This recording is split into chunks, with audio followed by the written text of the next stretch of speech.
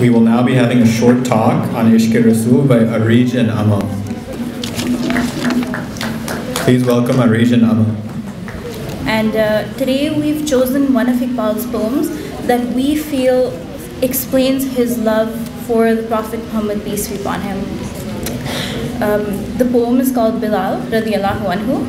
So I'm going to be reading the poem and Amal is going to be explaining what it means to you.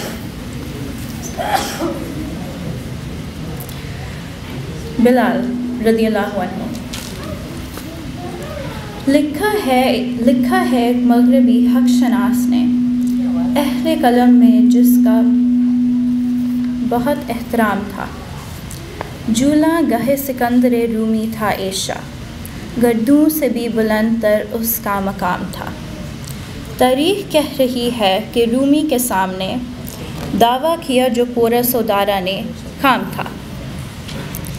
दुनिया के उस शहंशाह अंजुम सिपाह को हैरत से देखता फलक नील फाम था।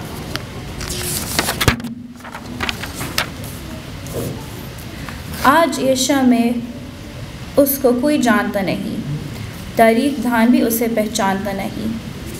लेकिन बिलाल रज़ियल्लाहु अन्हु वो हबशी ज़्यादा हकीर, फितरत थी जिसके नूर नबूवत से मुस्तनीर, जिसका अमन अज़ल से हुआ सीना बिलाल रज़ियल्लाहु अन्हु, महकूम उस सदा के हैं शहंशाह फ़कीर।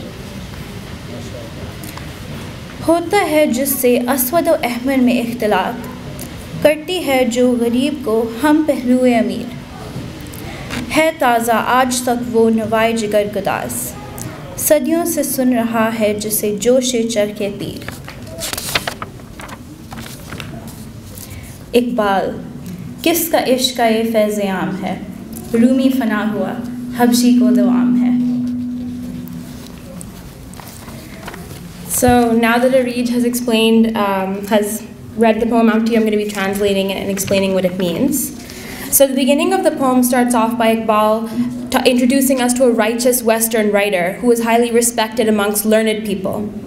This writer is Rumi, and he starts off by talking about how Asia was conquered by Sikandar of Rome, and how Sikandar's status was bigger and more elegant than the sky itself.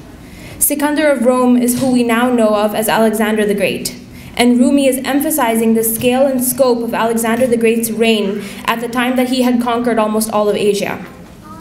The poem then talks about how history says that in combat with the Romans, the claims of Porus and Dara were in vain. These were two mighty kings that ruled over Iran and the Indian subcontinent respectively. Neither was a match for Alexander's army, and Alexander defeated them both. Iqbal then talks about how the size of Alexander's army was so great that it is comparable to the millions of stars in the sky, and that even the sky looked at his myriad-man army in amazement. Iqbal says that today, no one knows him in Asia. He is not talked about now, people don't remember him, and even historians don't give him much importance. But Bilal radiyallahu anhu, a black humble slave who came from nothing, had his nature enlightened by the prophethood's light. He was entrusted with the message that the Prophet ﷺ wanted to give all Muslims, which was the azan. This call to prayer is one that both the rich and the poor are subservient to, and has become the eternal legacy of Bilal radiallahu anhu. It is a message that brings unity between people of all races, from black to red, and people of all classes from rich to poor. It is a heart-melting song that the sky has been listening to for centuries, but one that is still fresh in the present age. The poem then goes back to Iqbal's perspective, and he says that the Roman has perished while the Negro is immortal. Iqbal asks us, this general blessing is due to whose love?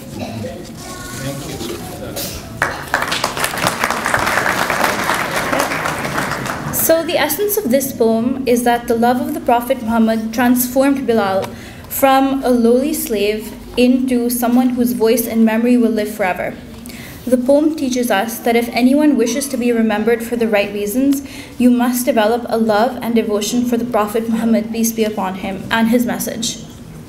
It's important to remember that in his last speech, the Prophet Muhammad, peace be upon him, says that all Muslims constitute one brotherhood, and that no one has superiority over anyone else, whether that be black Muslims over white Muslims, or whether that be Arabs over non-Arabs. He reminds us that everyone is equal in the eyes of Allah subhanahu wa ta'ala, and the only thing that differentiates men is their good deeds. Lastly, it's important to note that Iqbal himself, who is the most famous poet in Asia, was a devout follower of the Prophet Muhammad, peace be upon him, and many of his poems reflect that love. Thank you so much for letting us present this poem by Iqbal.